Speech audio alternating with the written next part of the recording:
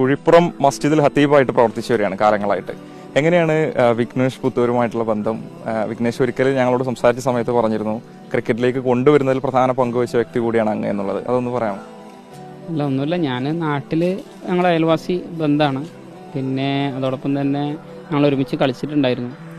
പിന്നെ ഞാൻ ഒരു ക്യാമ്പിൽ ആ സമയത്ത് പങ്കെടുത്തിട്ടുണ്ടായിരുന്നു, ഒരു ക്രിക്കറ്റ് ക്യാമ്പിൽ പങ്കെടുത്തിട്ടുണ്ടായിരുന്നു. അപ്പോൾ ആ സമയത്ത് ഞാൻ ക്രിക്കറ്റ് ക്യാമ്പിൽ നിന്ന് പഠിച്ചെടുക്കുന്ന കുറേ കാര്യങ്ങളുണ്ടായിരുന്നു. ആ കാര്യങ്ങളൊക്കെ ഇവനിൽ ഓൾറെഡി നാച്ചുറലി ഉണ്ടായിരുന്നു.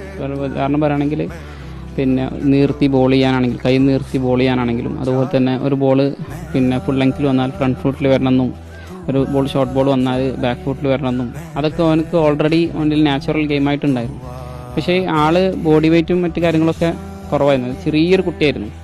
അപ്പോൾ അതുകൊണ്ട് തന്നെ എന്ത് ചെയ്യാൻ പറ്റില്ല, ഒരു സ്റ്റിച്ച് ബോളിലേക്ക് കൊണ്ടുവരാൻ ഒരു ഭയം ഉണ്ടായിരുന്നു. അപ്പോൾ ഞാൻ ആദ്യം സാറിൻ്റെ അടുത്ത് ചെന്ന് ചോദിച്ചു, വിജയൻ സാറിൻ്റെ അടുത്ത് ചെന്ന് ചോദിച്ചു, പിന്നെ ഇങ്ങനെ ഒരു കുട്ടിയുണ്ട്, നല്ല ടാലൻറ്റഡ് ആണ്, 10 വയസ്സേ ഉള്ളൂ, അപ്പോൾ അങ്ങനെ കൊണ്ടുവരാൻ പറ്റുമോ എന്ന് ചോദിച്ചു.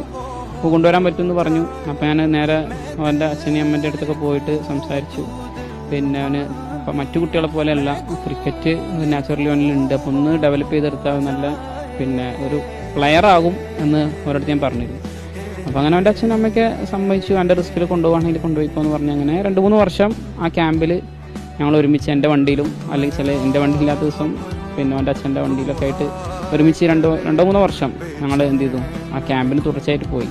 പിന്നെ ഓന് അണ്ടർ 14 ടീമിലും ഞാൻ അണ്ടർ 19 ടീമിലും അങ്ങനെ കളിച്ച്, ഓന് 14 ലെവലിൽ പോയി മാത്രമല്ല, അതിൻ്റെ മേലോട്ട് പോയി.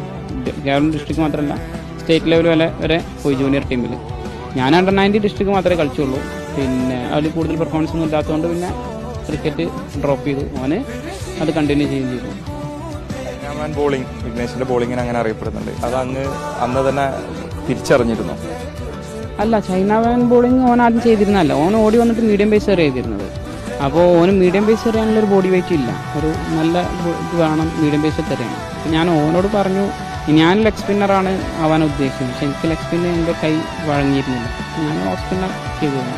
അപ്പോൾ ഞാൻ ഓനോട് പറഞ്ഞു, ഇടത് കൈ കൊണ്ട് ലെഗ് സ്പിന്നർ എറിയുന്ന ആരും ഇല്ല. അന്നുണ്ടായിരുന്നത് കുൽദീപ് യാദവൊക്കെ എപ്പോഴാണ് വന്നത്, അന്നുണ്ടായിരുന്നത് ഹോഗ് എന്ന് പറഞ്ഞിട്ട് ഓസ്ട്രേലിയയിലെ ഒരു ബോളർ മാത്രമേ ഉണ്ടായിരുന്നുള്ളൂ. അപ്പോൾ ഇത് നീ എറിഞ്ഞാൽ ഒരു വെറൈറ്റി ആവും, മറ്റാരും ചെയ്യാത്തൊരു സംഗതിയാണ്. അവന് 10-13 വർഷം മുമ്പാണ്. അപ്പോൾ ഓനത് എറിഞ്ഞു. ഞാൻ പറഞ്ഞു കൊടുത്തതിനേക്കാൾ മനോഹരമായിട്ട് അവനത് പിന്നെ ബോൾ ചെയ്തു.